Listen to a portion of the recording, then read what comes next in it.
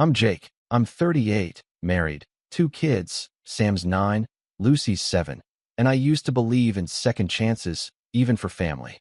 Especially for family. I grew up with that mindset drilled into me. Family sticks together no matter what.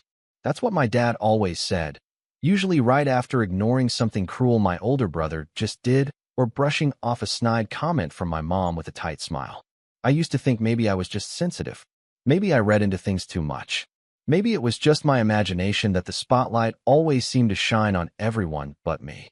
But you know what's worse than realizing you were never the favorite? Realizing your kids inherited that same invisible status, and watching it happen in real time while everyone else pretends it's normal. It started slow, these things always do. Like that first winter scratch in your throat that doesn't quite go away. You feel it, but you shrug it off. Too small to make a fuss over. That's how it was with my parents and my kids. A missed birthday here, a forgotten school recital there. Little things. Things you tell yourself aren't worth bringing up because it'll just cause drama, and God forbid anyone ruin the group chat harmony. I'm the youngest of 3. My brother Mark is 41, successful dentist, lives 20 minutes from our parents with his wife and their twins. My sister, Rachel, is 36, an Instagram mom of 3 with a curated feed and a chaotic reality no one's allowed to talk about. I live a bit farther out, an hour drive, but I've always made the effort. We show up. Birthdays, holidays, anniversaries, cookouts. You name it, we're there. My wife, Emily, is quieter, observant. She sees things I try not to. Did you notice Lucy was the only one who didn't get a cupcake? She asked once after Rachel's youngest birthday party. I'd missed it. Thought Lucy just didn't want one. Or the time Sam was so excited to show Grandpa his science fair trophy, and my dad barely looked up from the football game before saying, "That's nice, buddy. Go put it in the other room." I laughed it off. Told Sam Grandpa was just distracted. I kept patching over the little moments like drywall over water damage, until the wall finally buckled. December was always chaotic. Our family does a big New Year's Eve bash, my mom's idea, because Christmas is too crowded and everyone's always too busy. That party has been tradition since before I had kids. It's the kind where everyone's dressed up, the kitchen is overflowing, and the champagne flows like a Pinterest dream. My parents go all out. There's music, catering, matching napkins, and speeches. Always speeches. Someone says something about the year behind us, and someone else toasts to a brighter future. This year, we showed up around 6. Emily in a dark green dress. Lucy had sparkly shoes she picked out weeks ago, and Sam wore the bow tie he hated because Grandpa liked it last year. I brought a bottle of wine I knew my dad liked and a few gifts for my nieces and nephews. The living room was already packed when we arrived. Mark's kids were playing with a drone, Rachel's boys had taken over the den, and my mom greeted us with a distracted, "Oh hey, come in," as she rearranged a centerpiece. It was the same kind of welcome you give a coworker you didn't expect to see. Not hostile, just lukewarm. She didn't hug the kids, didn't comment on Lucy's dress or Sam's tie, just told us to make ourselves at home, and walked off before Emily could even take off her coat. I felt it then, something was off. But it was New Year's. I didn't want to overthink it. We mingled, made small talk. I helped Dad carry in a tray from the garage and tried to talk about football, but he kept checking his watch. Later, I saw Rachel pull Mom aside and whisper something, both of them glancing our way. That itch came back, the one in my throat, the one I thought I'd outgrown. Around 9:30, Mom tapped a fork to her glass and called for everyone to gather in the living room. Okay, everyone, just a quick moment," she chirped. "We have a little surprise for the grandkids who made us extra proud this year." I stood near the back with Emily and the kids, smiling, expecting some generic praise or maybe even a little something for everyone. That's how it always was. But then she pulled out a box. A sleek silver box with small wrapped presents inside. And she started calling names. To Ellie for getting straight A's. Applause. To Mason for learning to swim. Applause. To Grace and Caleb for helping their mommy with the new baby. More claps. Rachel beamed, phone out, filming. To Tyler for joining the soccer league. Another gift handed off. The room was warm with smiles, laughter, proud gasps. And then the box was closed. Lid snapped shut. Applause ended. That was it. No mention of Sam. No mention of Lucy. Not a word. Sam blinked fast, eyes searching. Lucy tugged on my sleeve. Daddy, did Grandma forget us? Emily reached for my hand. Her grip was steel. I swallowed and said, maybe she's saving ours for midnight. But I knew better. Everyone laughed it off. So cute, someone said. What a fun idea, someone else chimed in. Mark's wife handed out napkins for the cake. I stood there frozen, like my own presence was a joke I hadn't caught the punchline of yet. Emily didn't say a word. She just knelt down, fixed Lucy's headband, and hugged her. I followed her lead, wrapped my arms around Sam, and said nothing. No confrontation. No scene. Just a silent exit. We left before midnight. No fanfare. No goodbye. Just slipped out the door with the weight of silence in our chests. The next morning, I woke up early. Made pancakes for the kids, let them sleep in, tucked their gifts from us under their pillows. Emily sat beside me on the couch with her coffee, staring out the window. Neither of us said anything for a long time. At 9:12 a.m., I picked up my phone. No text from family. No "where'd you go?" or "Happy New Year." I opened the group chat. Me, Mark, Rachel, Mom, Dad, and Emily. Typed slowly. Deleted. Typed again. Then I sent it. Hope you enjoyed the celebration. We won't be attending another. And I turned off notifications. That should have been it. But when you set a boundary in a family that feeds off control, they don't let it go that easy. What followed was a spiral of manipulation, guilt-tripping, and gaslighting I didn't see coming. Not like this. The fallout didn't hit right away. That's the thing with families like mine. Everything simmers just beneath the surface. No one ever says what they really mean. They just send passive-aggressive texts, talk behind your back, or worse, pretend nothing happened at all. The group chat went silent after my message. For about a week. No one responded. Not even a thumbs up. No follow-up from Mom. No check-in from Mark. Not even a snide comment from Rachel, which was unusual in itself. I half expected my dad to call, say something dismissive like, "Don't be dramatic," but nothing came. And in that silence, I started to wonder, had they already decided I didn't matter? Had they already written us off? Emily didn't say much about it. She let me process. She gave me space. But I could tell it was eating at her too. She started keeping her phone face down, muting notifications, sighing a little longer when one of the kids asked, "Are we going to Grandma's house soon?" I didn't know what to tell them. I just said, "Not this week," and tried to change the subject. Then the texts started trickling in. Not from my parents, but from the outer orbit, my Aunt Janice, who always played peacekeeper. "Hey honey, just wanted to say I'm sorry about what happened on New Year's. Your mom didn't mean anything by it." That was her version of an olive branch. No ownership.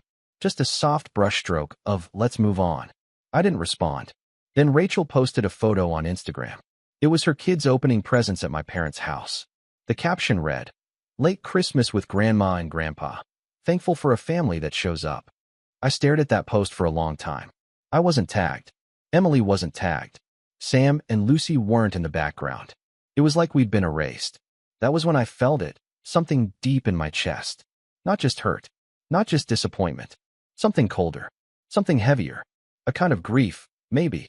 The realization that I'd been making excuses for people who didn't think twice about excluding my kids. I showed the post to Emily. She looked at it for a second, then just said, "She wants you to react. Don't give her that." I nodded, but it still burned. Then came my mom's text. It was a Saturday morning, a couple weeks into January. Sam had just come home from a basketball game, and Lucy was showing off a drawing she made for her teacher. I was making lunch when my phone buzzed. "Mom, hey sweetheart. I hope you're all doing well. We've been thinking of the kids a lot. Any chance they'd want to come to Mason's birthday party next weekend? Just the kids. No mention of me. No apology. No explanation. Just a casual invitation like nothing happened." I stared at the message. Read it 3 times. Emily leaned over my shoulder. "Are you serious?" I didn't reply. I walked outside, phone in hand, and just stood in the cold air for a while. The next day, Mark texted. "Mark, look, I know you're upset, but you kinda overreacted, man. The gifts weren't a big deal. Mom just did something spontaneous. It wasn't meant to exclude anyone." I could feel my ears getting hot. Overreacted. I thought about Sam, staring at that silver box with wide, hopeful eyes, waiting for his name to be called. I thought about Lucy's confusion, her asking me why Grandma didn't have a present for her. I thought about my own chest tightening as I smiled through it all so my kids wouldn't feel the sting I felt. And I overreacted? I typed out a reply. Me. If it wasn't a big deal, then why didn't anyone notice that my kids were the only ones who didn't get anything? Mark replied an hour later. Mark, I don't know, man. Maybe they just didn't do anything gift-worthy this year. No offense, but you've kinda distanced them from the family anyway. That was the moment something snapped. I called Emily into the room. Showed her the text. She didn't even blink. There it is, she said. I didn't reply to him. Instead, I sat down and started writing things down. Just bullet points at first. Instances I'd let slide. Comments, exclusions, slights. Things I'd tucked into the back of my mind and labeled not worth fighting over. But looking at them all in one list, it was undeniable. Sam's birthday party last year. My parents didn't come. They had a dentist appointment with Mark's family that magically lasted 6 hours. Lucy's ballet recital. Mom showed up halfway through and left before it ended. When Sam won second place in the science fair, I sent a photo to the group chat. Rachel sent a thumbs up. No one else responded. I'd spent years brushing this stuff off, pretending it wasn't targeted, telling myself I was just being sensitive. But now it was bleeding over into my kids' lives. And that's where I drew the line. I didn't send the kids to Mason's party. Instead, I took them out that weekend, trampoline park, burgers, movie night. Emily and I made the whole day about them. They didn't even ask about their cousins. But on Monday, I got a call from my dad. That was rare. Hey, I said, keeping my voice flat. Jake, he said, we need to talk. About this behavior. You're setting a bad example for the kids. Rachel said Lucy told Mason she wasn't allowed to go to his party because their grandma didn't love her. I felt something twist in my stomach. That's not what we told her. Well, it's what she said. And now Rachel's upset. I let out a slow breath. Maybe Rachel should have thought about that before posting that picture. Dad sighed, like I was exhausting. You've always taken things too personally. I'm calling because I want to fix this. Fix it how? Well, maybe we could all get together. Talk it out. Clear the air. I sent a message saying we wouldn't be attending anything else, I said. That includes talks. Silence. Then he said, so you're punishing everyone for something that wasn't even malicious? I almost laughed. You keep calling it not malicious as if that changes how it felt. Another pause. You're being selfish, Jake. Click. I didn't even realize I'd ended the call until I saw the home screen light up again with another incoming call. Emily came into the room, saw my face, and said, enough. Let's cut them out. I wanted to. God, I wanted to. But part of me still hesitated. That part of me that grew up believing family was everything. That part of me that remembered Christmas mornings and summer BBQs and my mom singing along to oldies in the kitchen. I wasn't ready to torch the bridge, but I was ready to build a better one. One where my kids didn't have to sit at the bottom of a hierarchy they didn't create. That's when I started planning something different. It wasn't revenge. Not yet. But I was done playing defense. Then came the final straw. It was the first week of February. Lucy came home from school with a handmade Valentine's card. She'd written one for everyone she loved. Me, Emily, Sam, even our dog. She made one for Grandma too. I found her in the kitchen taping it to an envelope. What's that, sweetheart? I asked. She smiled. I'm mailing this to Grandma. I want her to know I still love her, even if she forgot. That sentence hit me like a freight train. Even if she forgot. I didn't stop her. I drove her to the mailbox myself. A week later, Lucy asked if Grandma got her card. I said I didn't know. The next day, Rachel posted another picture. It was a stack of cards on my parents' kitchen table. The caption read, so grateful for all the love. The grandkids are the sweetest love letter. I zoomed in. Every card was from her kids. Mason's handwriting. Grace's pink crayon. Caleb's scribbles. Lucy's wasn't there. Emily saw it too. She didn't say a word. She just walked out of the room. That night, I sat in the garage, staring at the old boxes of family photos we never unpacked when we moved. And something settled in me. Something cold. Something quiet. Not rage, clarity. They weren't going to change. They weren't going to wake up one day and realize what they'd done. There would be no apology, no reckoning, no acknowledgement. Just more parties we weren't invited to. More milestones they'd miss. More passive-aggressive texts and photos with us cropped out. But I wasn't going to let them rewrite the story. I was going to write a new one. And they were going to watch it unfold. But I needed a plan. And I needed to start with something small. Something symbolic. Just enough to let them know. We saw everything. And we weren't staying quiet anymore. The house was quiet that night. Too quiet. Lucy had gone to bed early after brushing her teeth in silence. Sam played on his tablet with that same blank stare he wore the day his team lost their first tournament. Emily had curled up on the couch under a blanket, not saying much. I could hear the hum of the fridge, the occasional whir of the heat kicking on, and the soft creak of the walls settling. But inside me, everything was loud. I sat at the kitchen table with a cup of tea I hadn't touched, staring at the phone screen like it might suddenly spit out an apology. Something, anything, that could undo what Lucy had felt, what I had felt. But all it offered was the same post from Rachel, the one with the stack of cards. No Lucy, no acknowledgement, just a curated display of love that excluded us entirely. I thought I'd grown used to the feeling of being overlooked, of being the afterthought, the he-means-well sibling. But that night, something shifted. It wasn't just that they didn't see me. It was that they didn't want to. They didn't want to acknowledge that I was raising two kind, thoughtful kids who had never once caused drama, who went out of their way to make cards for people who didn't even bother to remember their names at the dinner table. They didn't want to admit that maybe, just maybe, they were wrong. That's when it really hit me. I had spent so many years trying to win approval from people who had already made up their minds. The next few days passed in a fog. I went to work, came home, helped with homework, and kept up the facade of normalcy for the kids. But inside, I was unraveling. I stopped replying to extended family texts. I muted the family group chat. I started sleeping less and walking more. Long walks in the early morning when the world was still dark and I could be alone with the cold. One morning, I walked past the park where I used to take Sam when he was still in diapers. The bench we used to sit on was covered in frost. I remembered how he used to point at the ducks and laugh like it was the funniest thing in the world. I remembered how proud I was the first time he said "dada." And I realized I'd lost that part of myself. Not because of them, because I let them take it from me. I let them chip away at my confidence with every subtle jab, every backhanded comment, every moment of erasure. I let them make me feel small in my own story. And I was done. The first thing I did was take Lucy to the post office. "Let's send another card," I said. But this time, to someone who'll really appreciate it. She looked confused. "Who?" I thought for a second. "Your teacher. You said she liked your drawings, right?" Lucy beamed. She said mine made her smile all week. "Perfect," I said. "Let's send her some sunshine." That tiny shift changed something. For her. For me. It was like a reset. A reminder that we didn't need permission to give love, and we sure didn't need validation to be proud of who we were. I started rebuilding, quietly. No dramatic declarations. No social media posts. Just small, intentional acts that slowly pulled me out of that fog. I enrolled Lucy in an art class she'd been too nervous to try. I showed up early to every one of Sam's basketball games and cheered louder than I ever had.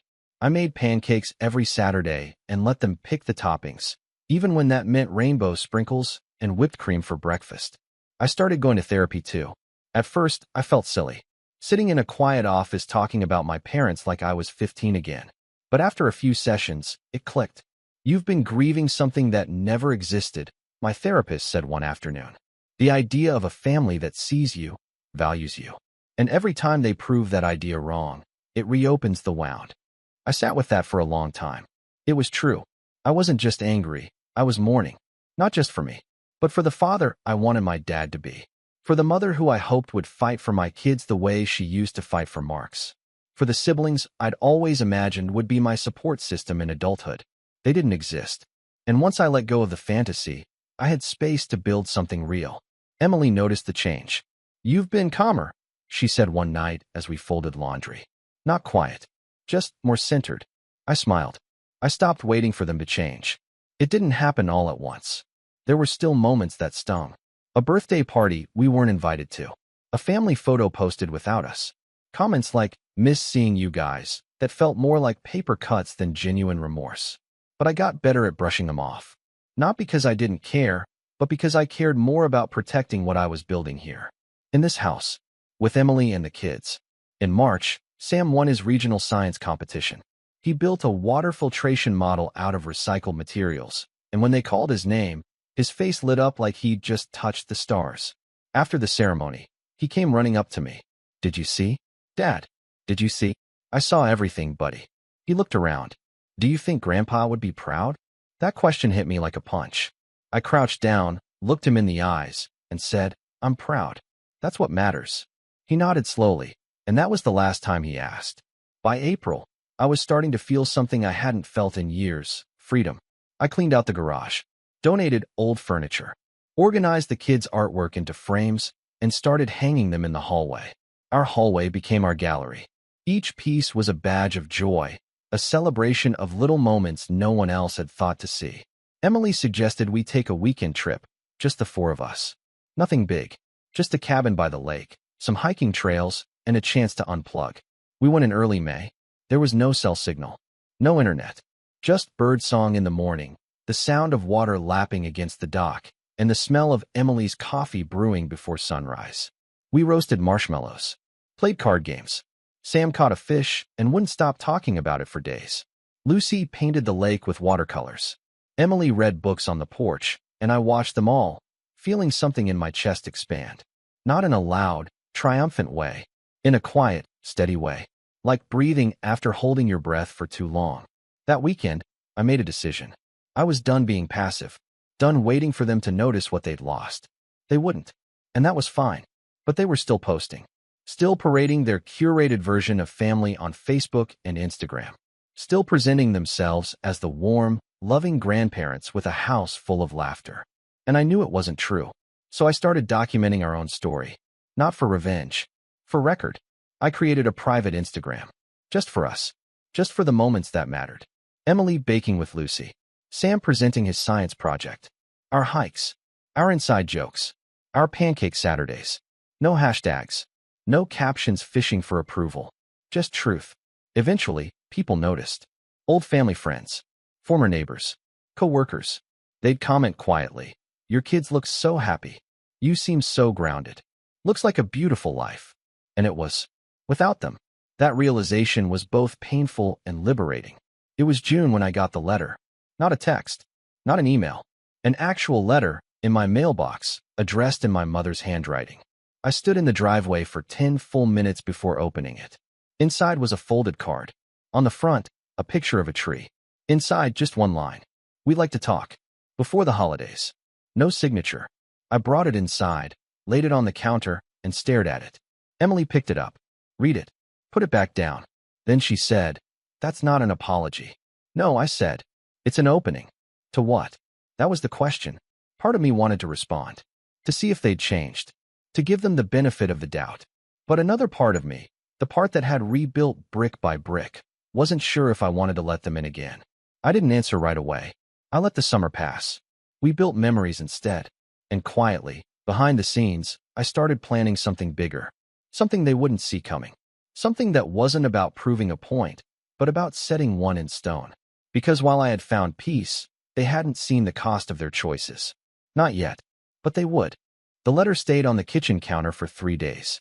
By the time I finally picked it up again, the edges had curled slightly, absorbing the weight of our silence. I stared at the words, "We'd like to talk. Before the holidays," as if there might be something I missed, some hint of regret hidden between the lines. But no, it wasn't an apology. It was a preemptive move, a warning shot disguised as diplomacy. And the timing wasn't random. Summer was ending, and the holidays were inching closer. Thanksgiving, Christmas, New Year's, all the days that were once ours before they slowly stopped including us. I didn't tell Emily right away what I decided. I wasn't even sure it was a decision yet. But something had started to take shape in my mind. Not an outburst, not a confrontation, something quieter, smarter, something they wouldn't see coming. Because here's what I'd learned. They never see it coming when the scapegoat stops playing along. I started with the will. Not mine, theirs. See, a few years back, before everything fractured, my dad had insisted on making things official. He invited all 3 of us kids over one weekend, me, Mark, and Rachel, to talk about estate planning. It was a formal conversation over wine and cheese about what would happen to the house, the business shares, the lake property. At the time, I didn't care. I was uncomfortable just being in the same room while they divvied up assets that weren't even cold yet. But what I remembered, what stuck, was that Mark had insisted on being the executor. And Dad, of course, agreed. Rachel nodded along like it was all fair and reasonable. And me? I nodded too, even though I felt something gnawing in my gut. That night, Mark said to me in the kitchen, "It's just logistics, Jake. You're the furthest away anyway. As if that explained everything. But now, with the letter on the table and silence still humming in the group chat, I realized I needed to know more. Not out of greed, out of strategy. So I made a call. Not to my parents. To Eli. Eli and I had been roommates in college. He became an estate lawyer. We hadn't talked in years, but we were still connected on LinkedIn, and I knew he'd kept his practice small and private, just the way I needed it. When I told him I needed some guidance on family planning, he didn't hesitate. We met for lunch the next day. Over sandwiches and coffee, I explained everything. Not just the recent drama, but the years of subtle exclusion. The birthday parties. The favoritism. The final straw with Lucy's Valentine. Eli didn't interrupt much. Just listened and nodded, eyes sharp. When I finished, he leaned back and said, "So what do you want to do? Cut ties?" I shook my head. "No. I want to protect what's mine. And I want to be ready." He nodded. "All right. Then we start with your assets. Your will. Your trusts. Because if they ever come knocking, especially if your parents pass and Mark's in charge, you need everything airtight. I can also request a public record search. If they filed a will, it might be accessible, depending on how they structured it." 2 days later, Eli called me back. "They've got a trust set up, standard stuff. The house, the accounts, the property. Mark's the executor. Rachel's the secondary. You're mentioned, but not equally." I exhaled slowly. "Figures. Want to know what stood out?" "Sure. They've already transferred partial ownership of the lake property to Mark and Rachel. It's a quitclaim deed, filed last year." My stomach dropped. The lake property. The one my grandfather built. The one we all used to visit as kids. The one my father promised, years ago, would be shared equally. "This land belongs to the whole family," he'd said. Turns out, whole family meant something different to him. I didn't tell Emily right away. I needed time to think. Instead, I started laying the groundwork. Step 1, tighten my circle. I told Emily everything a few nights later after the kids went to bed. She didn't even blink. Just nodded and said, "We protect our kids. Period." Then I called my cousin Ben. Ben was the family outlier, like me. Grew up being compared to Mark and Rachel. The difference was, he stopped attending family functions 5 years ago after a fight over money and never looked back. We reconnected after I saw him liking one of our family photos on Instagram. When I told him what had happened over the holidays, he said, "Jake, I cut them out for a reason. You're just late to the party." "Yeah," I muttered. "But I want to do more than walk away." Ben chuckled. "You want to flip the script?" Exactly. Ben was in tech now, ran a media agency that specialized in brand image, digital storytelling, and reputation management. He'd built his own following by exposing fake family influencers, calling out curated toxicity with receipts. "You've got 2 things going for you," he said. 1, truth. 2, a documented history. You've kept everything. Photos, messages, proof. Most people don't have that. So what do I do with it? Ben leaned in. "You tell your story, but not yet. Not loudly. First, you show the people who matter that your life is better without them. That you're not bitter, you're thriving." That's when it clicked. I wasn't going to argue with them. I wasn't going to confront them. I was going to erase them back. Slowly, quietly. Step 2, reclaim the legacy. I'd spent my whole life letting them control the narrative. The Jake's just different narrative. The Jake keeps his distance excuse. The version of me that fit neatly into their hierarchy. But now, I had something they didn't expect, momentum. I reached out to the local historical society near the lake property. My grandfather, it turns out, had done a lot for the community, volunteered during floods, ran the summer fishing derby for kids, built the first dock with his own hands. They had records, photos, newspaper clippings. I asked if I could contribute. By the end of the week, I was helping them create a legacy wall dedicated to my grandfather's contributions. And on that wall, I made sure there was a photo of me, age 10, holding a fish with Grandpa, standing right on that dock. It was small, but it was mine. Step 3, go quiet. I didn't respond to the letter. Didn't reply to the follow-up text Rachel sent in October. "Are you guys coming to Thanksgiving? Mom's making your favorite stuffing." I didn't block them. I just became untraceable. No updates. No responses. No access. I turned our private Instagram into a newsletter instead. The 4 of us became a monthly email I sent to a curated list of real friends, Emily's parents, a few of the kids' teachers. I shared stories, Sam's science updates, Lucy's art projects, our lake weekend memories, Emily's herb garden progress. It was personal, honest, and completely outside the reach of my parents, Mark and Rachel. We stopped being the forgotten ones. We became the unreachable ones. Step 4. Prepare the reveal. I wasn't planning to go public anytime soon. I wasn't planning to confront them in some dramatic Thanksgiving scene. But I did have something in mind. Ben helped me set up a private server, a cloud-based drive where I could upload photos, documents, text exchanges, and a full written record of our experience, organized chronologically. It was password protected, just in case. I'm not saying drop it now, he said. But if they ever try to smear you, if they ever start spinning the Jake abandoned the family narrative, you have this. I added to it little by little. The photo of Lucy's handmade card, screenshots of ignored texts, video clips of Sam's award ceremony, unclicked in the group chat, Rachel's Instagram captions, Dad's voicemail, the estate record showing the transfer of the lake house. All of it, quietly, carefully documented. Not to share yet, but to keep. For the moment they pushed too far. And something told me they would. The final step was the clean break. In early November, I wrote a letter. Not to them. To myself. I wrote everything I wanted to say, but never would. I poured it all out.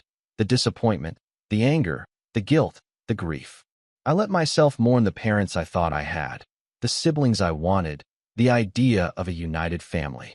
Then I folded it up, put it in an envelope, wrote enough on the front, sealed it. I burned it in the fireplace that night while Emily sat beside me, the kids asleep upstairs. And when the flames died down, I felt lighter. It wasn't closure, but it was peace. For the first time in years, I wasn't waiting. I wasn't hoping. I was ready. Ready for the holidays. Ready for the final play. Because when the invitations arrived, when they dared to send another photo, another text, another card designed to guilt us back into submission, I'd be holding all the cards. And they wouldn't even know it. Not yet, but soon. It came, as I knew it would, 2 weeks before Christmas. A glossy envelope in our mailbox, addressed to the Armstrong family, handwritten in my mother's careful, almost obsessive cursive. I didn't open it right away. I let it sit on the dining table while I made tea, while Emily wrapped gifts in the other room, while Lucy hummed carols under her breath and Sam stared into the fireplace, lost in thought. The envelope caught the light like it knew what it was carrying, like it had purpose. I opened it after the kids went to bed. Inside was a tri-folded card with a gold-embossed pinecone wreath on the front. Inside, printed in elegant script, "Please join us for our annual Armstrong family Christmas brunch. December 24th at 10 a.m. Bringing together the ones we love most. Pajamas encouraged, mimosas provided."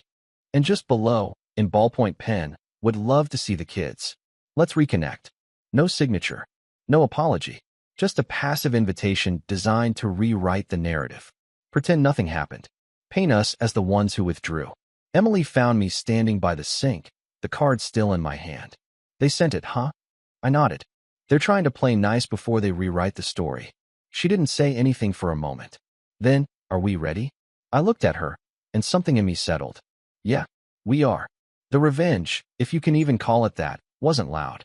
It wasn't a dramatic speech at the Christmas table or a tearful confrontation in the snow. It was surgical, clean, measured. It began with the reply. I wrote back, not with sarcasm, not with anger, with clarity. "Thank you for the invitation. We will not be attending. We've made other plans this year and going forward. Please respect our space. We wish you the best." I sent it by registered mail. A signature required. They received it 2 days later. No response. But I knew that wouldn't be the end.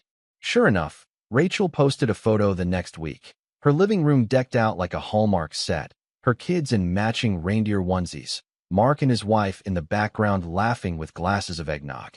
And the caption? "No matter how hard the year gets, we choose love, grace, and family. We're stronger together." A subtle shot across the bow.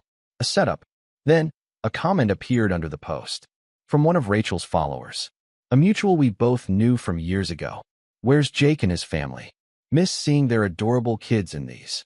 Rachel responded with a heart emoji and, "Some people choose distance. We still love them."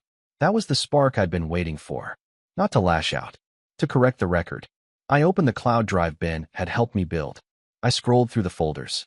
One in particular had been building all year. Evidence of exclusion. I copied the public link and added a simple message. Just for those curious about our distance. Truth matters. I posted it beneath Rachel's comment. And then I logged off. The reaction was quiet at first. A few likes. A few DMs from people who had followed our family for years and always wondered why we seemed to vanish. Then, a ripple. Ben called me later that night, grinning through the phone. Dude, you dropped a nuke wrapped in ribbon. I didn't lie. You didn't have to. The screenshots speak for themselves. Because that's what it was, a quiet, methodical documentation of every erasure, every text ignored, every photo cropped.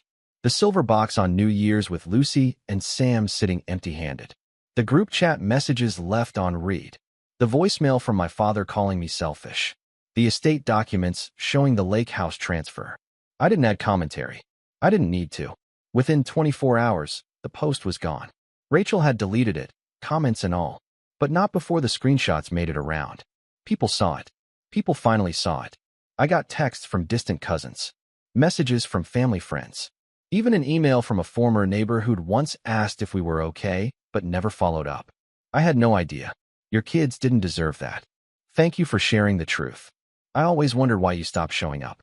Now I understand. It wasn't about dragging them through the mud. It was about reclaiming the story.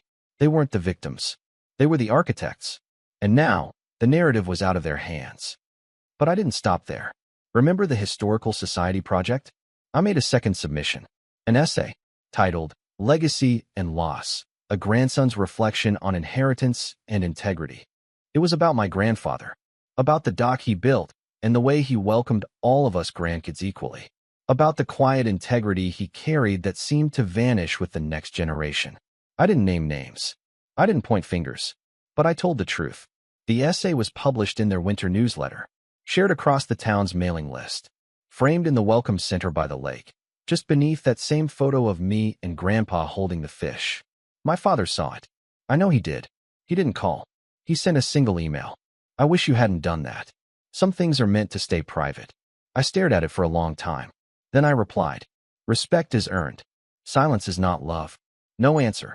Christmas morning came. Snow fell in soft sheets. The kids woke up late. Older now, less frantic, but still wide-eyed when they saw the presents.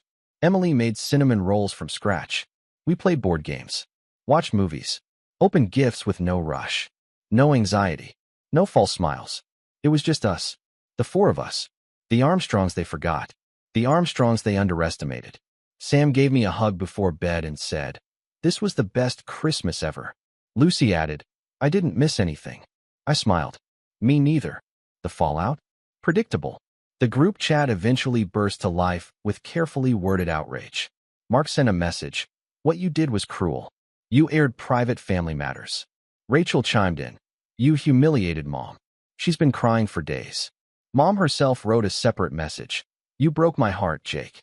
I was trying to fix things. And Dad? He didn't message. He called. I didn't answer. I sent a photo instead. It was Lucy's Valentine's card, the one they never acknowledged. Underneath, I added a caption. This was your moment to fix things. You chose to ignore it. We chose not to be ignored anymore. I left the group chat after that. Deleted it from my phone. Blocked the numbers. I wasn't angry. I wasn't vindictive. I was done. Ben told me later, you didn't just win. You rewrote the ending. And maybe that's true. But to me, it didn't feel like winning. It felt like healing. It felt like carving out space in the world where my children never had to question their worth, where they never had to shrink themselves to fit someone else's comfort, where love wasn't conditional, where family meant belonging. And that was worth everything. As I tucked Lucy in that night, she asked, will we ever go back to Grandma's? I kissed her forehead. No, sweetie. We don't go where we're not celebrated. She smiled sleepily. Good. Then she rolled over and fell asleep in peace. So did I, for the first time in years. And in that silence, I understood something my parents never did. Sometimes, the real inheritance isn't land or money. It's the freedom to walk away and the power to never look back.